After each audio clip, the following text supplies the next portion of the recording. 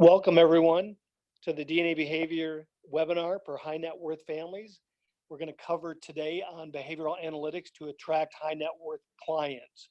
So we're sorry or apologize for starting a couple minutes late. We had some audio issues that we had to get straightened out, but I think we've been able to resolve those. So thanks to everybody for being patient with us. And we've got a great lineup on this webinar, so we're pretty excited about it. And I'm probably most excited to share this webinar with Nikki Evans, our Chief Learning Officer here at DNA Behavior, and we work together pretty closely. But we're excited about this webinar because day to day we work with a lot of enterprise clients around behavioral insights, but this specific topic is around high net worth clients and how to attract them, really understanding how to understand them and how to help them in their families and family decisions. So that's the topic that we're going to cover today. And with that, we'll go ahead and get started. So my name is Leon Morales. I've been the managing director here since 2012. And I have such a passion for human behavior and being able to see the expansion of these behavioral platforms using these insights has been probably one of the most remarkable experiences of my career, certainly here at DNA Behavior. And we're joined here today with Nikki Evans, who I've worked with for a number of years, even outside of Cox. And we really sort of geek out on this. So I think, we'll be able to share some real life experiences through this webinar. And if you have any questions as we go through that, please put those into the chat box. We have one of our colleagues that's actually monitoring that and will answer those questions. If we get to the end and it's an important point that we want everyone to understand, we will share that as part of this group discussion. And at the end of it, you will get a copy of the presentation along with the recording, and you will get a short survey from Leah, who is our marketing coordinator. That'll happen shortly after the webinar. So we really do appreciate your joining us today and learning more about how to service your high net worth clients. With that, I'll give Nikki her introduction time. Hey, thanks, Leon. Welcome, everybody. As Leon mentioned, my name is Nikki Evans, and I lead training here at DNA, and super excited to be here and talk about both attracting high net worth clients, but also how that really usually leads into family planning and family continuity. And so we'll talk a lot about our plans for how to work with families, because that really does help advisors and advisory firms not only attract those high net worth families, but then also continue the working relationship as wealth is passed through the generations. So with that, I'm going to hand it back to Leon for the agenda, and we'll get started. Okay, so today we had three main topics we wanted to present. One was probably the most basic, is really around communication styles. And even if you have one takeaway from this webinar, it's when Nikki covers this particular topic, just these very simple things that you can think about with your clients can help really not only your connection with your clients or your team's connection with your clients, but also within the family. So we'll cover the communication styles. The second topic is really around understanding the traits of your family members, and then managing differences. And you'll hear a very recurring theme through this webinar around these managing differences. That's really what we do well here at DNA Behavior, is understanding the differences between two individuals, a family, and really how to actually understand their strengths and their struggles that helps sort of in the working relationship and in the family relationships. And then the third is the approach to conducting a family meeting. We have a very comprehensive case study. And those of you that might know this, but our company actually started really in family facilitation. Our founder, Hugh Massey, actually was a financial advisor, and part of his specialty was working with families. So that really was the start of this business. And then we sort of evolved into the technology platform that we have today.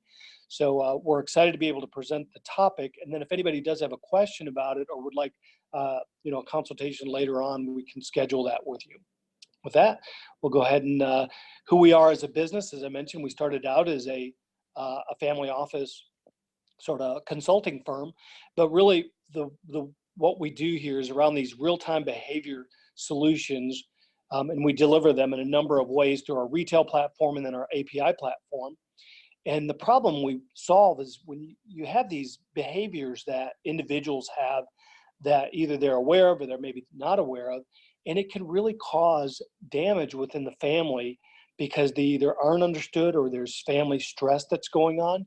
So these human differences really can attribute to money attitude sort of problems, pressures, and emotional derailers that really will not get you to where you want to be as a family. And some families don't even focus on sort of the family plan and sort of what they're doing. They sort of operate in silos. So hopefully from this takeaway, it's understanding that they are different.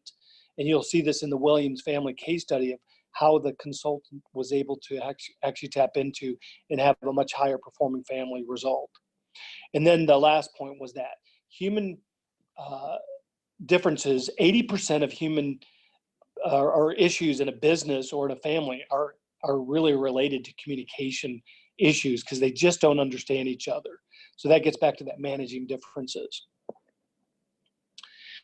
And so this is sort of to orient everyone around what we do here at DNA Behavior. We preside this omni-channel slide, which really talks about the depth of insights that we actually offer to any firm, whether it's a financial services firm or it's an organization that does manufacturing. You could name any organization. I could talk to you about an application that could be presented there. So we work in many organizations around our business DNA tool set or solution. And then what we're going to cover today is really around the client facing uh, platform around what can be done or different applications, but it can also be used in marketing, planning and investing in a financial services firm, or even compliance with the regulatory compliance using behavior science. So what we'll cover today is that client facing sort of applications, and that can be used in a number of applications around advisor matching, couples, families, which we'll concentrate on today, pretty in depth around the families, and then even corporate wellness platforms. We use we're working with a number of ecosystem partners that are developing their own sort of financial wellness platform. But all those are very client facing. And if you think about it, in the whole world of assessments, other than a risk profile questionnaire, typically you don't use those. I mean, I know a number of family wealth offices use DISC or some of the other tools that might be in the marketplace, but this one that we're talking about really helps tap into that much deeper understanding of the individual and then coming together as a family to manage those differences. So that gives you some idea of sort of the depth that we offer. And then we're going to now move into, I'm going to hand the slide deck over to Nikki, and we'll talk around those communication sort of ideas that you can use with your clients. Great, thanks, Leon. So really, as that first point that we wanted to make is around how do you customize a family experience? And part of that is by knowing how family members like to be communicated with.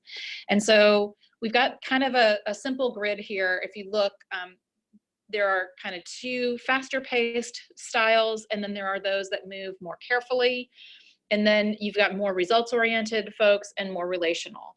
And so how would you deal with each of those? If you can estimate and put your clients into one of these grids, it gives you a really good idea of, and when we have a tool that helps you do this, obviously, but even absent that, if you know that you are hearing people talk quickly, you are hearing people come up with decisions quickly or talk out loud, you can maybe assume that they might be in the faster paced camp. Versus people that will be more thoughtful about their responses, take a little bit more time, be a little bit more hesitant to speak up right away. They may be your more careful people. Not to say that they don't have really great thoughts going on in their mind, but they're going to want to have thought things through before they get to speaking and verbalizing those things. And then as you think about, are your clients more results oriented or more relational? Again, results oriented people are going to be looking for more logical, task driven detail, where your more relational folks are going to be looking for who else is involved and what are the instructions and how does it feel, and what is my relationship like with people that I'm involved with. And so If you have decided that you've got somebody that's pretty fast paced and pretty results oriented, then if you can swing to providing them with a vision and options and that bottom line, and allowing for some discussion with them to help them, allow them to make some decision around things, those are your goal setters. That's going to feel good to them. If you're working with somebody fairly fast paced that's ready to verbalize and think things through out loud and pretty quick, but seems to be more relational, then allowing them to verbalize and think things through out loud, providing really broad facts, and then being more graphical with them. So infographics or high level descriptions and more vivid with your descriptions is probably going to feel better to those clients. On the more careful side, if I'm also results oriented, then those folks are going to tend to like to do their own analysis. They're going to tend to want to see all of the detail or have it physically available to them where they can touch and see and feel the research, have something to read, have an agenda ahead of the meeting, have something that they can look at and take home with them so that they know that they have everything in front of them, that they can do that analysis. Where people that are also those careful, thoughtful people that are more relational will tend to want to have more instruction from you, will tend to want you to set the lead for them, but they want their feelings considered. They want things to feel safe. They want things to be maybe a little bit of a softer tone with them. So helping them understand that research and helping them feel comfortable and safe is going to be a way to relate with those clients. And so as you think about clients that you have coming up or other relationships that you have either with coworkers or with family members of your own, you can think about where would you say you naturally fall? And then what are some things that you can do if you're not connecting with somebody, with a client, or again, with somebody that you know fairly well? Can you flex into one of these other styles and either speed your communication up and get it more high level, or slow your communication down and get it more detailed? Can you provide more relational inputs, so more information about who's involved and how it's going to work and what it's going to look like? Or do you need to flex and be more results focused, where you're really talking about here's the bottom line, here's what the result's going to be, here's the outcome that we're going to get from this. And so if you're somebody that tends to focus on outcome and you see that you're losing people, think about how do you make that more relational? How do you build more of a picture of, based on this outcome, this is what's going to be possible for you, or vice versa. If you are talking a lot about possibilities and someone's looking for, yeah, just get me the bottom line, what's the result going to be, then you know that you need to kind of focus more on that result. So that's a way that you can start to use personality and flexing your own and flexing your style into really understanding the clients that you're working with, and understanding maybe even dynamics between clients that you're working with. If you might get one that really is pretty methodical and is going to take their time and not speak up, and then they may be with a partner or with some other family members that are very vocal and very willing to speak up. And so you as an advisor have the option and the opportunity to set yourself apart by making sure that you're including those people that are going to think a little bit slower, that are going to want a little bit more time and be a little bit more careful, and preparing them up front so that they can have pre-thought about some things prior to the meeting will help bring them out in the meeting and help them be more comfortable speaking up in the meeting if they know what they're expected to have thought about ahead of time. And so as we think about why is this important, we think about really what we're providing is some help with understanding that natural behavior, where that instinctive, automatic, hardwired behavior comes from. And then everybody also has learned behavior on top of that. So what has worked for them? What have they seen in the past? What seems to be the pattern? And if we look through all of that, that drives our decision making.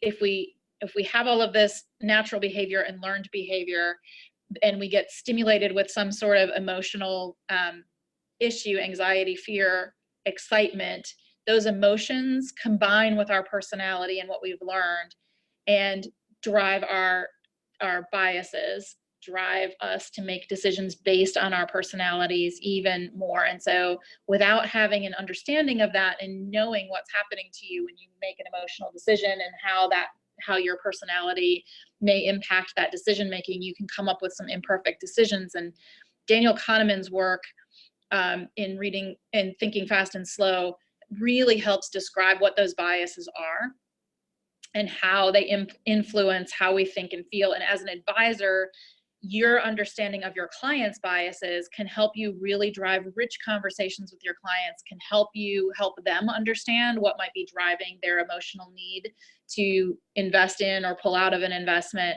And you can really help them then get back on some solid ground with a more logical plan that's going to get them to the future that they've said that they want. And then as we, continue to move on, as you think about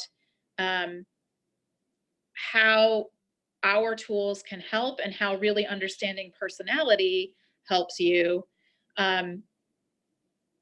understanding these talents and communication keys will really help with you getting to more around that trusted advisor, behavioralizing those life and money decisions for your family members. So you will have the kind of groundwork with these behavioral insights that you can share with your clients and that you can know to help drive them through their biases and how to flex communication and what their talents and beliefs will be. If you combine that with your sound strategy and then understanding their family culture, that's where you get to a really good family continuity plan, and you can really start thinking about building strong relationships with each member of the family by addressing the strengths and the biases of each family member, by showing that you as an advisor understand them as people, as individuals, and then you understand them as a family and what they're trying to do as a family unit. And that can really help solidify you as a trusted advisor, not just with the parents or the patriarchs of a family, but also with their children and their grandchildren, as you continue to be the trusted advisor that will move this family through several generations of family planning with you. So we really see understanding this behavior as a way to make you stand out. And then, so what gets in the way of that, right? So some of that are those emotions, not really understanding that emotions trigger our personalities and trigger our hardwiring. And so a lot of times we act out of an emotional response to something. And so that can get in the way of both, family continuity with our plan, but also just our plans in general. Even, with high net worth clients, if they're emotional with their decision making around financial planning, that can really derail what they want to achieve in the future. And then lack of purpose of the family. So also understanding, what does the family intend, especially with high net worth clients? What is it that the family wants to leave as a legacy? What is it that the patriarchs want to leave as a legacy? What is the purpose of the family? What are they really trying to do? Understanding that purpose and understanding how they're building wealth, why they're building wealth, what they intend to do with that, can really help build that family into a more cohesive unit, where again, you are a key player in that advice and trusted advisor. And then also not being able to have really clear conversation and purpose can also lead to financial misalignment, meaning that the family members aren't having conversations about money. The families aren't talking about what are the plans for a death in the family? What are plans for continuing this wealth? How do they need to continue to invest to provide for future generations or to meet that family purpose? Whether that's, funding a nonprofit, or whether that is continuing to provide for their own family and generations, whether that's, whatever their goal is as a family, whether that's continuing a family business, understanding and having those conversations can be really helpful. And if you as an advisor understand all of these dynamics at play, you can really line up to be the trusted advisor for this family and really help them navigate some of these tricky things around building purpose. And so as we think about how do you do some of that, our tools will help you identify a style for each of your clients And so this graphic is intended to represent, we've got 10 main styles, and they roughly fall out on the faster paced or more careful and results and relationship axes that we talked about earlier. I will say that it's really difficult to depict 4 trillion combinations of personality with 10 pie pieces. But when you get the information from the reports that we can provide and really understand the details of what a stylish thinker might do. So a stylish thinker is very results oriented and planned and careful, but also fairly relational. And so you don't see that necessarily on this graph, but you do get all of that detail in our reports and understanding. And so at the basics, you'll see that your to some extent, influencers, initiators, and strategists will tend to be risk takers and strategic at goal setting and pretty growth focused and pretty high impact. Where your reflective thinkers, stylish thinkers, and to some extent adapters will be more savers, have more discipline, look for information, have a little bit of a scarcity bent, but will look for accountability.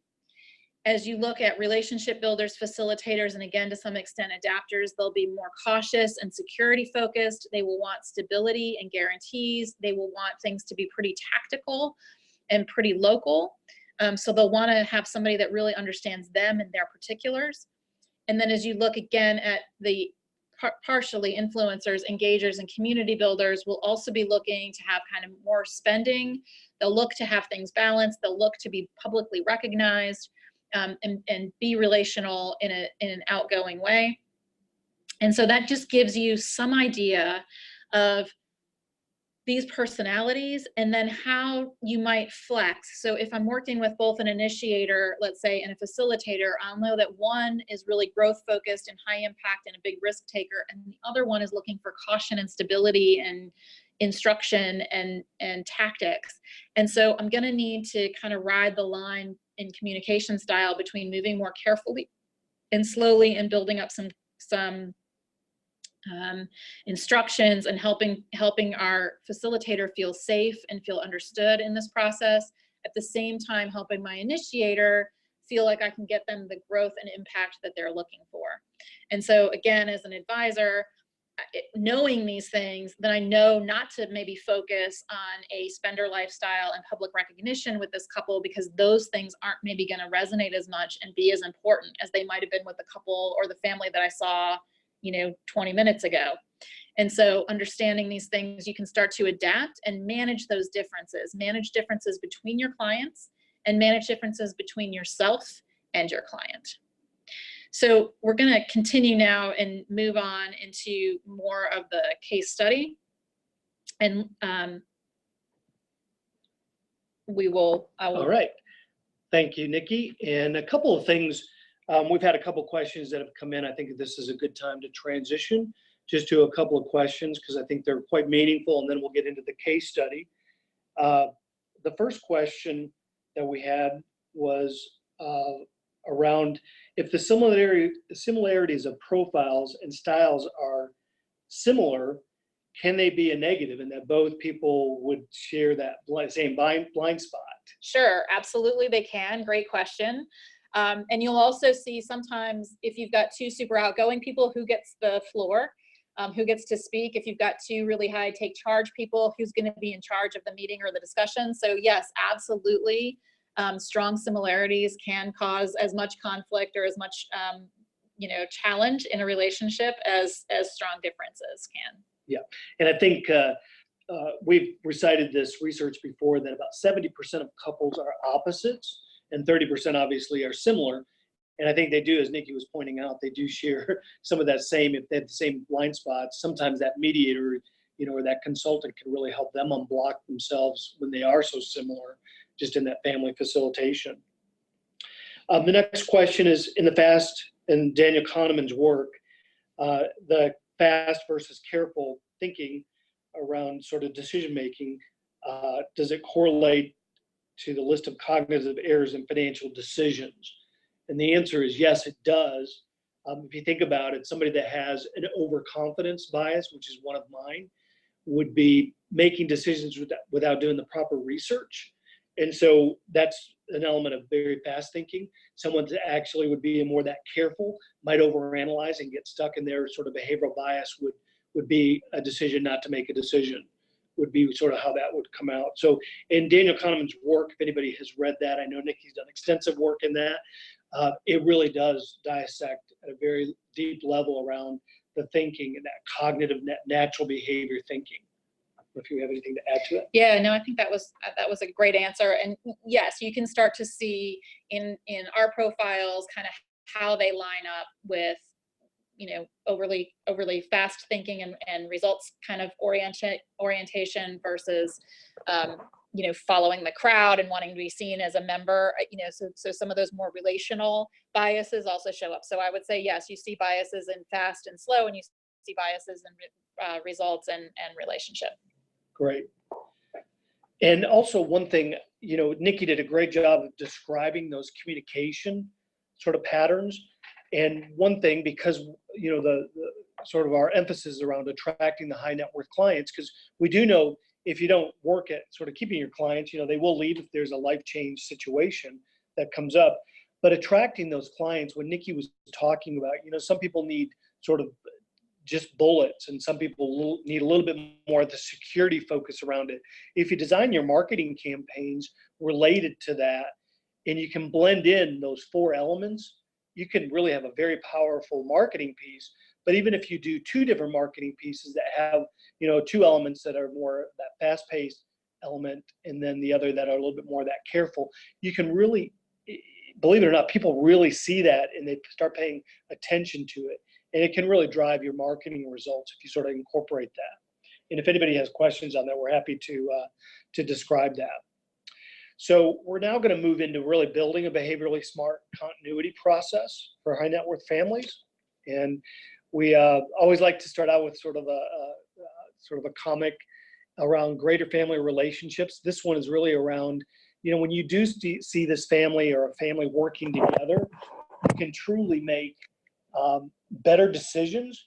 You can really start actually enjoying sort of that whole family dynamics because you really understand each other in a much greater sense of who people are. And it really does, we always say it always starts with the individual. So if you're the advisor, you really want to be able to share who you are to your clients, you know, and that's would be possibly sharing a report, sharing information. People love stories. When you do that, they have a connection with you. So developing those greater relationships really help enhance the family dynamics and really helping people understand their strengths and their struggles. You know, that's really what we talk about with those managing differences. And in order to do that, we work for really around helping a facilitator guiding the family. And this is just an approach that we found to be very sort of rational, and but it's a great approach. It's been proven over and over again in the family facilitation that the company's been involved in or the consultants have delivered. But it's important to really provide this sort of process because each person feels very valued in the process. It doesn't feel like it's one person sort of over controlling the meetings, because you can really start understanding each other and really where those boundaries are for the family.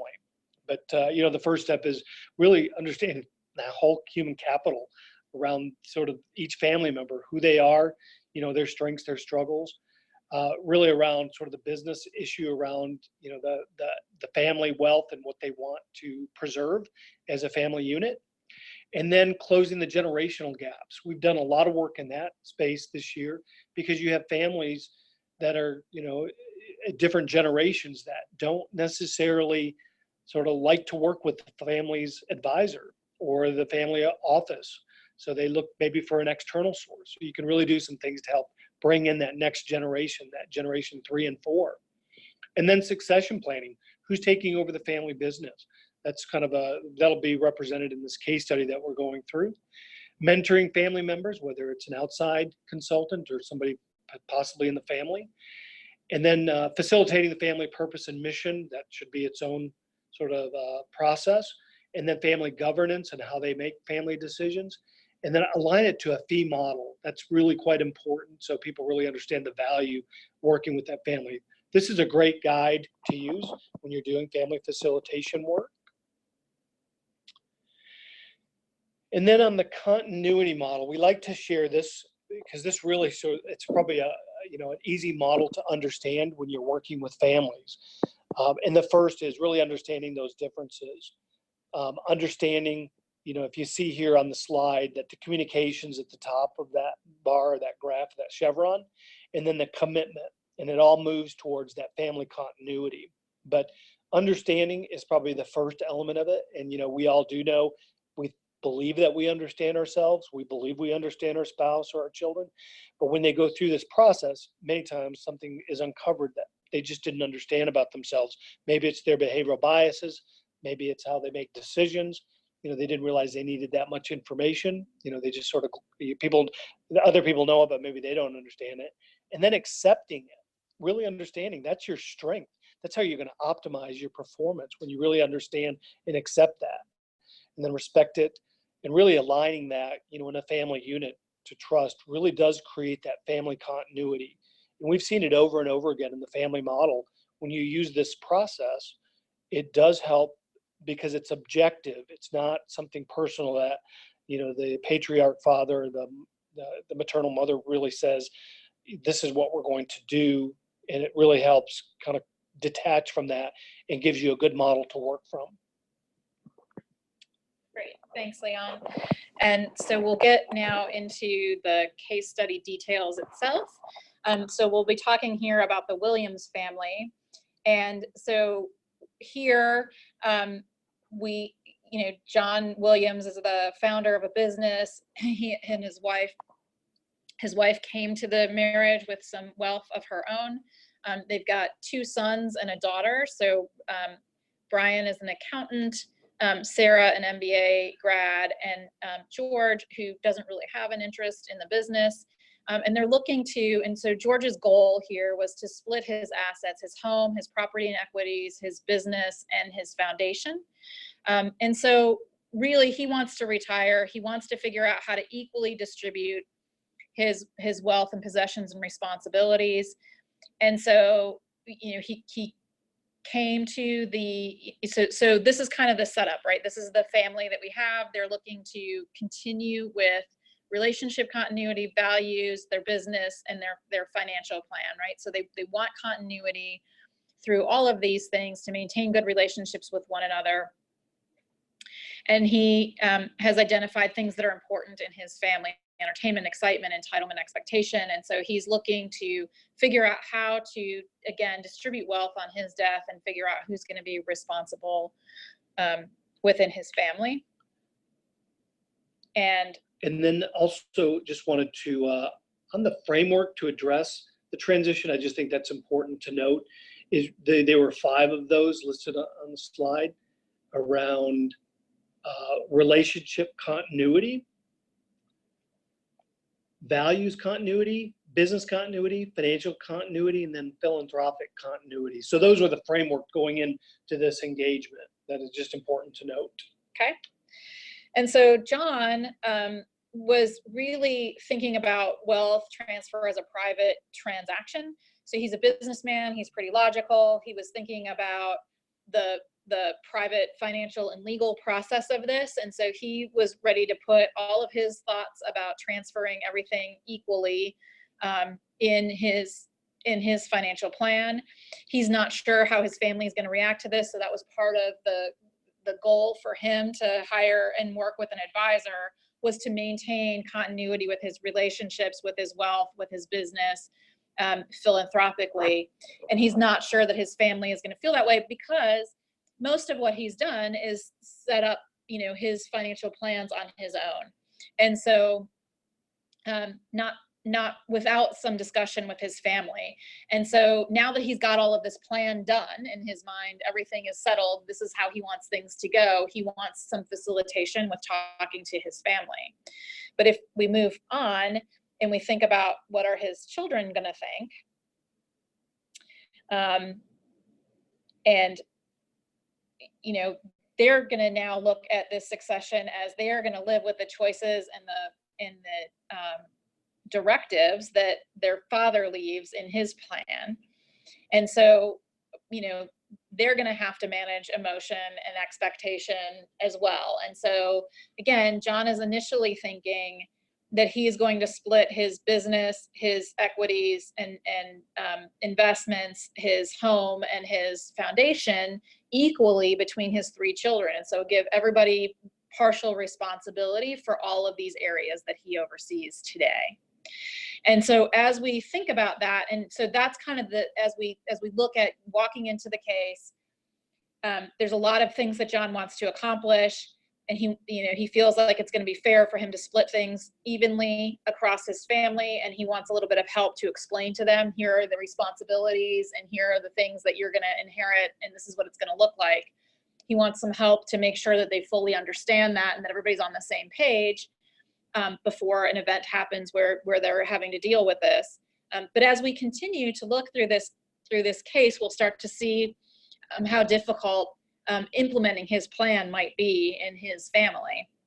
So I think he had an instinct that this might be a little bit difficult for him.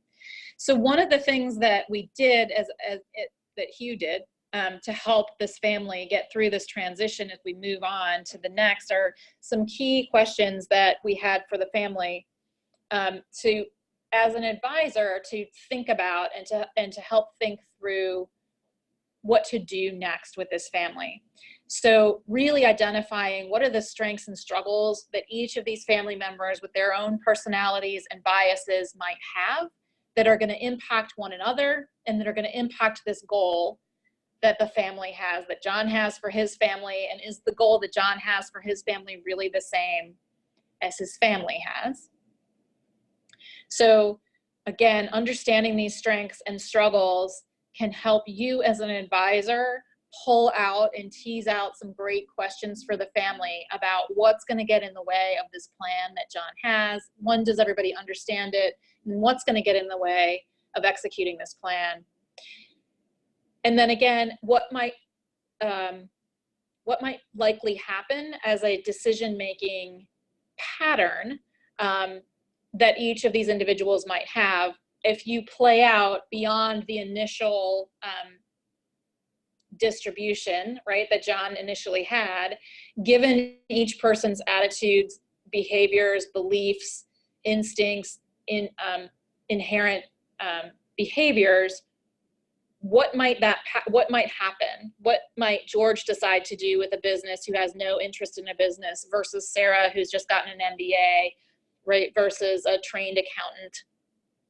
How might you play out some of those things? What kinds of business decisions might George be making versus the kinds of decisions that Sarah might be making as the daughter in the case?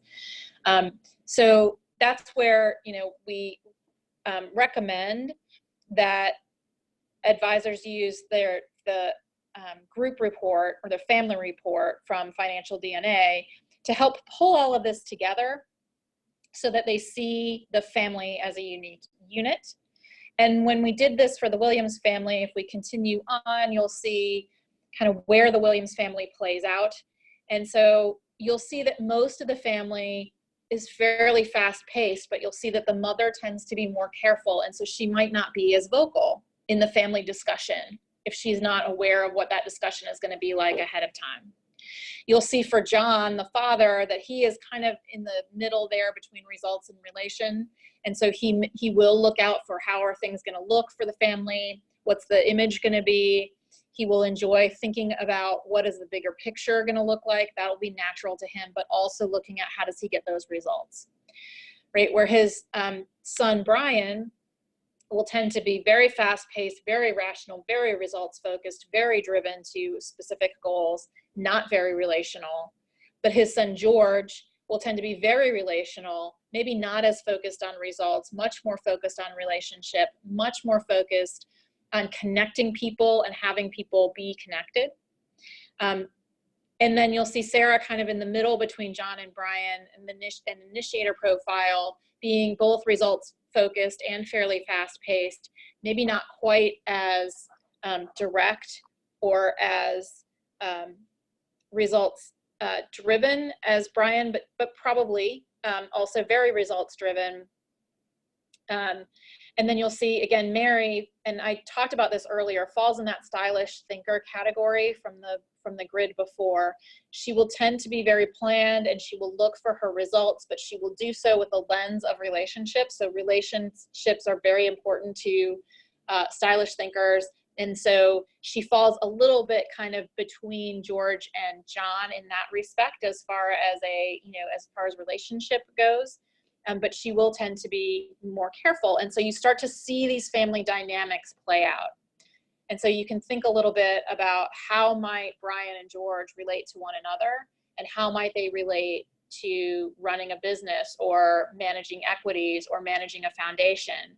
Brian is going to be very hard line, bottom line focus, where George is going to be much more relational, much more apt to be accepting of things that maybe aren't as financially driven, much more approachable. And you can start to see where some of this dynamic might play out and where George might feel kind of run over by Brian and Sarah potentially.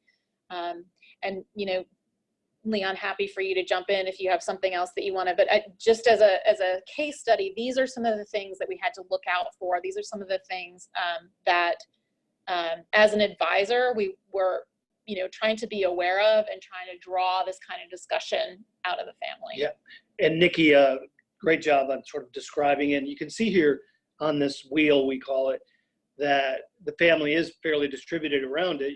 Mary being more careful, and image is really important for a stylish thinker, much like it would be for John. It would be processed differently.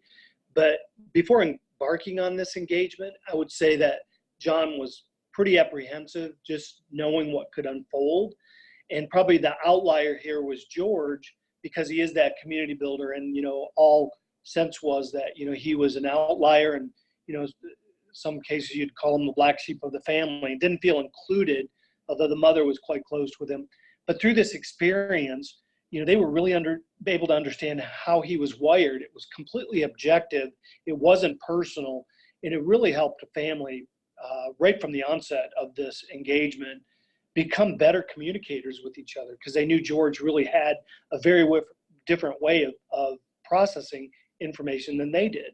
So that was, sort of a breakthrough for them. And Nikki mentioned that Financial DNA group report. It really does help understand the differences, and really helps in being able to frame the engagement that you're about to embark on with the family.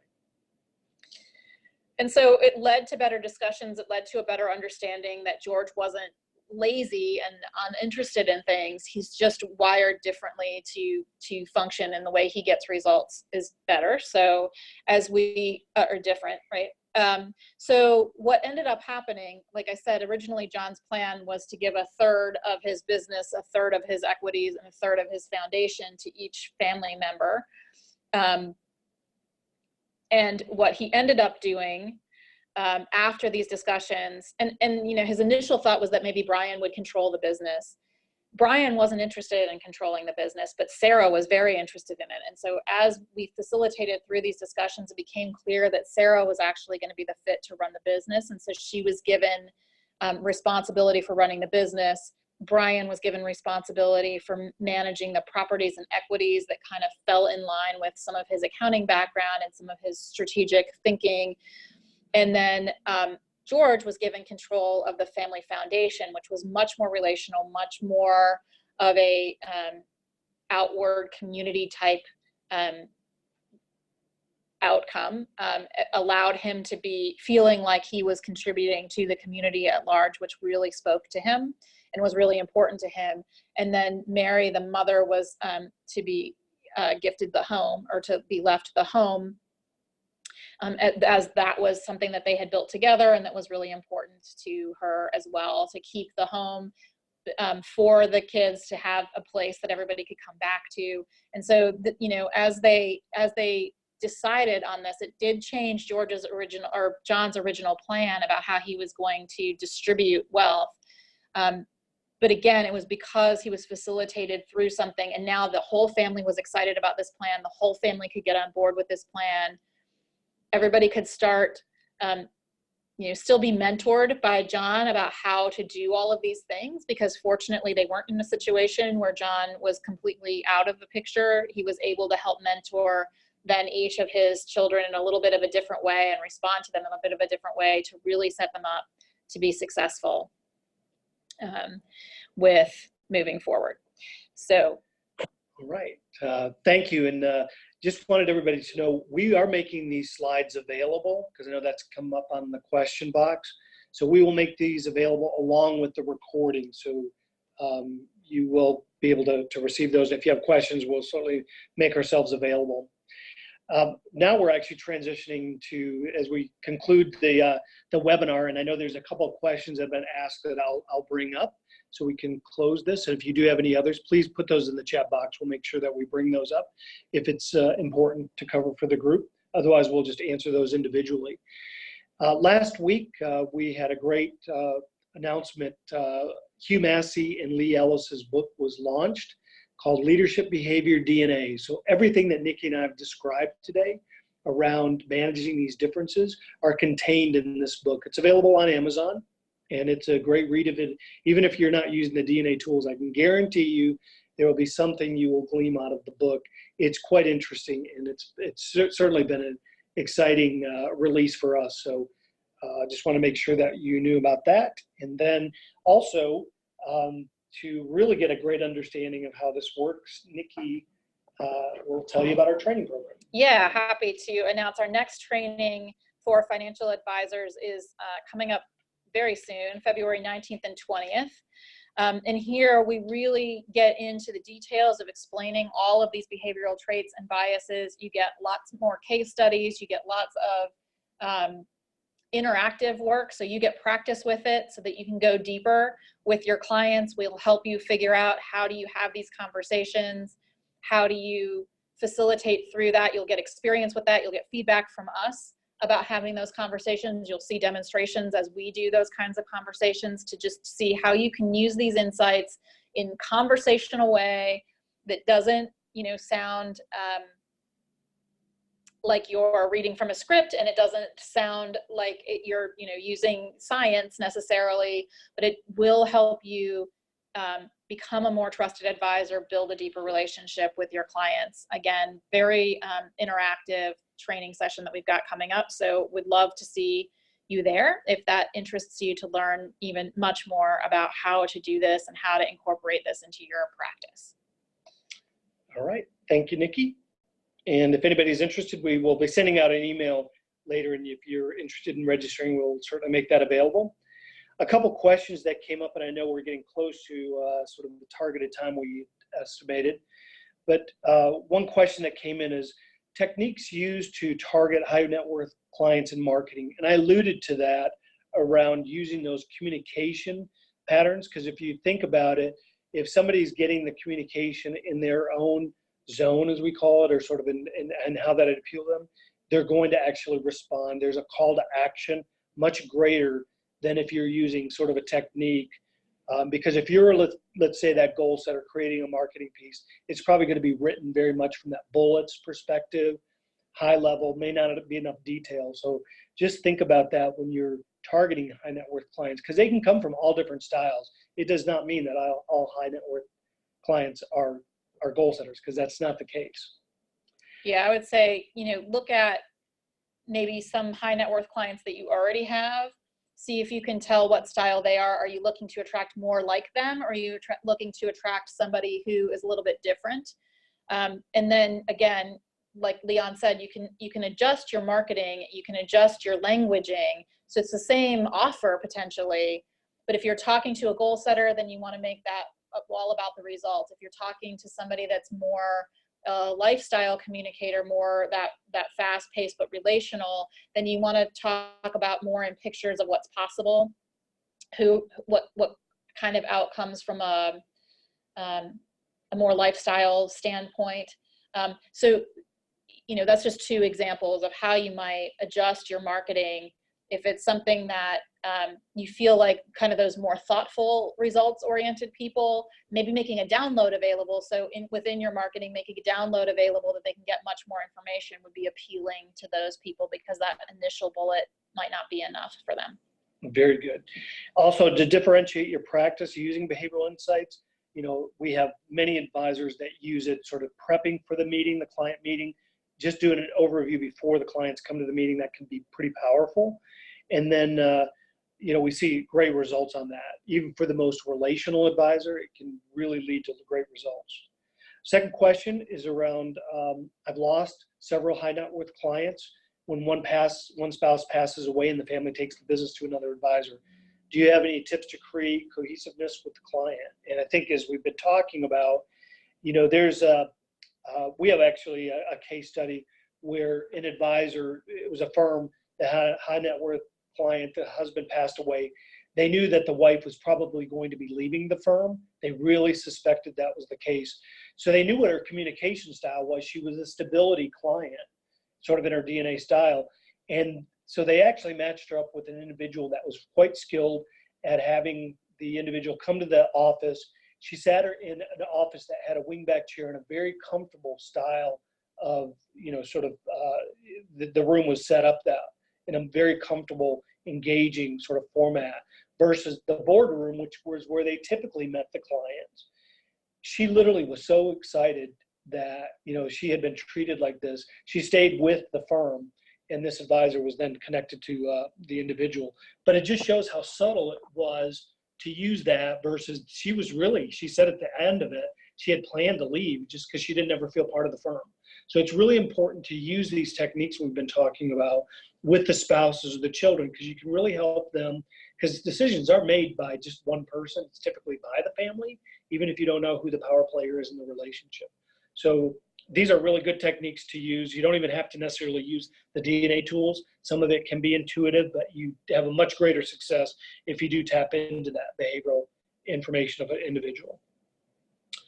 And then just the last question that we had, which we run a number of API webinars, because that's part of our business. And an API is really taking the insights and plugging them into the portal, the customer portal, or to the application that you're using. Because we have, I mentioned at the start of the call, we have a retail version of what we do, so you can actually purchase that. It's pretty easy to use.